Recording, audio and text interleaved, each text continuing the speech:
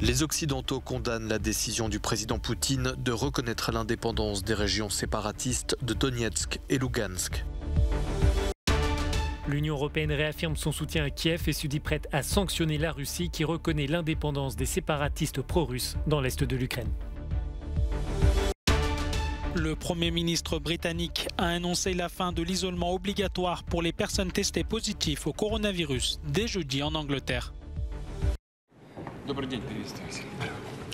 La tension est encore montée d'un cran dans la crise autour de l'Ukraine. Ce lundi, le président Vladimir Poutine a reconnu l'indépendance des régions séparatistes et pro-russes de Donetsk et Lugansk, situées dans le sud-est de l'Ukraine. Il a également annoncé l'envoi sur place de forces russes qualifiées de maintien de la paix, une décision justifiée ensuite dans un discours télévisé. Le choix de la sécurité ne doit pas constituer une menace pour les autres États. Et l'adhésion de l'Ukraine à l'OTAN est une menace directe pour la sécurité de la Russie. La décision du chef du Kremlin doit être entérinée ce mardi par le Parlement russe. Pour l'heure, aucun calendrier n'a été communiqué quant au déploiement militaire dans ces deux régions. Les Occidentaux et Kiev ont aussitôt dénoncé une violation de souveraineté. Nous attendons des mesures de soutien claires et efficaces de la part de nos partenaires. Il est très important maintenant de voir qui est notre véritable ami et partenaire et qui continuera à faire peur à la Fédération de Russie avec des mots. Nous sommes attachés à un règlement politico-diplomatique et ne succomberons à aucune provocation.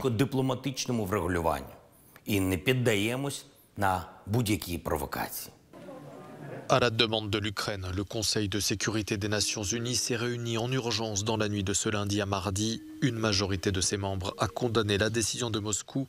La Chine n'a pas condamné explicitement la Russie, mais a appelé toutes les parties à la retenue. De son côté, Washington a déclaré que les États-Unis allaient imposer de nouvelles sanctions contre la Russie ce mardi. Ce lundi, avant les annonces du Kremlin, Moscou avait assuré que plus de 60 000 personnes avaient été évacuées des zones séparatistes vers la Russie.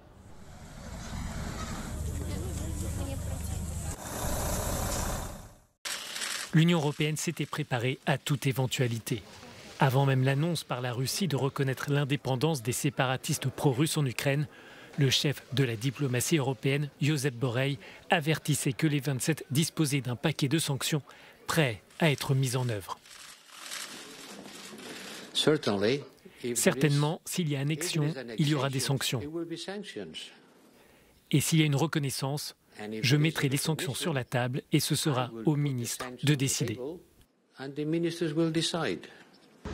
Réunis à Bruxelles, les 27 ministres des Affaires étrangères s'attendaient à voir Moscou reconnaître l'indépendance des deux territoires séparatistes en Ukraine.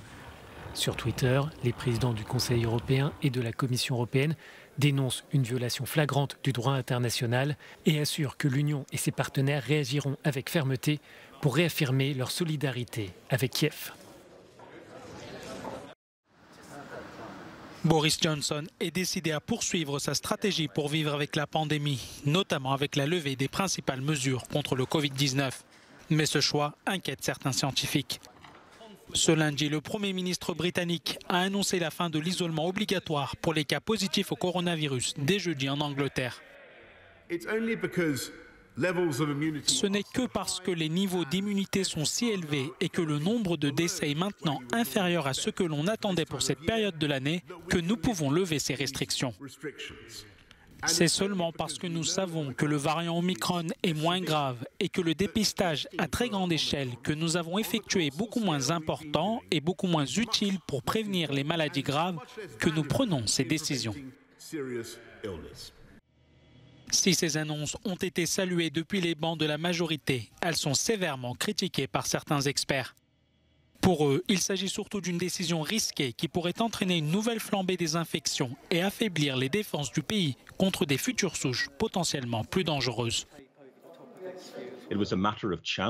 Ce n'était qu'un hasard si Omicron était moins virulent que les variants précédents. Nous n'avons aucune certitude pour le prochain variant et c'est pourquoi beaucoup d'entre nous avons des craintes sur la levée des restrictions. Nous ne savons pas ce qui va arriver. Depuis le mois de janvier, le Royaume-Uni avait déjà levé l'essentiel des restrictions en vigueur, telles que le masque en intérieur et le pass sanitaire pour les discothèques ou événements de masse. L'aéroport de Catane contraint d'interrompre son trafic suite à une éruption de l'Etna. Lundi après-midi, le volcan a formé une coulée de lave et un panache de fumée et de cendres s'étendant sur plus de 10 km, ce qui a forcé l'arrêt de l'un des deux aéroports les plus importants de Sicile. L'Etna, qui culmine à 3357 mètres, est le plus haut volcan en activité en Europe, avec des éruptions fréquentes depuis environ 500 000 ans. Le Parlement malien a approuvé lundi un plan de transition démocratique de 5 ans malgré les sanctions régionales imposées au pays en raison du retard des élections. Après le coup d'État d'août 2020, la junte au pouvoir avait en effet initialement promis d'organiser un scrutin en février 2022 avant de révoquer cet engagement. En réponse, la communauté économique des États d'Afrique de l'Ouest a imposé le mois dernier un embargo commercial et fermé ses frontières avec le Mali.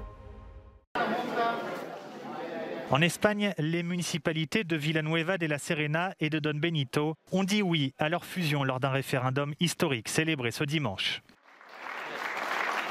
Situées dans la communauté autonome d'Estrémadure, dans l'ouest du pays, les deux villes ont décidé d'unir leurs forces avec l'aval du gouvernement espagnol. Objectif de l'opération dans cette Espagne qui se vide peu à peu, avoir un impact positif sur l'emploi, sur le nombre d'entreprises et sur les revenus des ménages, et obtenir l'accès accru aux fonds et aux aides. Pour aboutir, cette initiative avait besoin du soutien des habitants des deux municipalités. Alors que plus de 66% des voix étaient nécessaires pour valider la fusion, les habitants de Villanueva de la Serena ont adoubé le projet avec plus de 90% des voix. Score beaucoup plus serré en revanche à Don Benito, avec 66,27% de voix obtenues.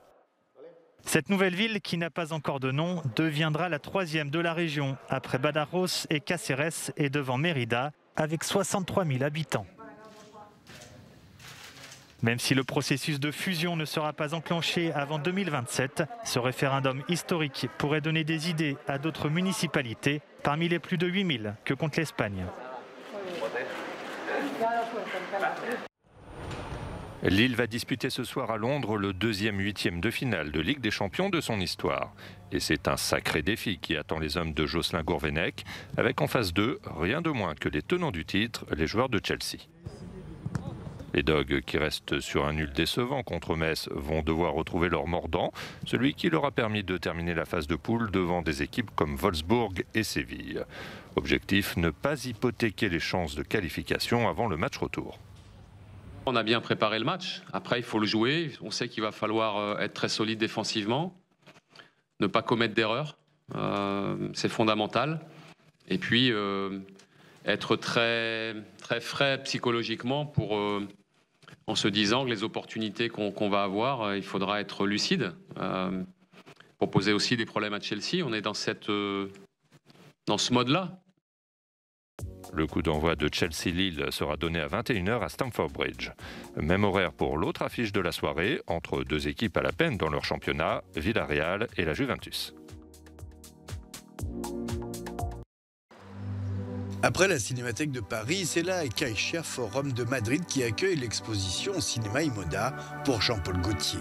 Cinéma et mode, deux mondes qui se côtoient et s'influencent constamment, de Marlène Dietrich à Pedro Almodovar, en passant par les super-héros de cinéma. Le créateur y a puisé son inspiration. Ce que j'ai voulu montrer, donc pour cette exposition, en gros, ce sont des vêtements qui m'ont soit inspiré pour mes collections, mais aussi l'évolution de la femme et de l'homme à travers justement le cinéma et la mode, ce prisme-là. Jean-Paul Gaultier a toujours été fasciné par les genres, ses frontières, l'érotisme, l'émancipation féminine, les rapports de domination entre les sexes. Mais c'est un film de Jacques Becker de 1945 qui a décidé de sa carrière. Falbala, le film est visible dans l'exposition. Si vous voulez, j'ai fait de la mode parce qu'en fin de compte, j'ai vu un film qui s'appelait Falbala. J'avais 13 ans.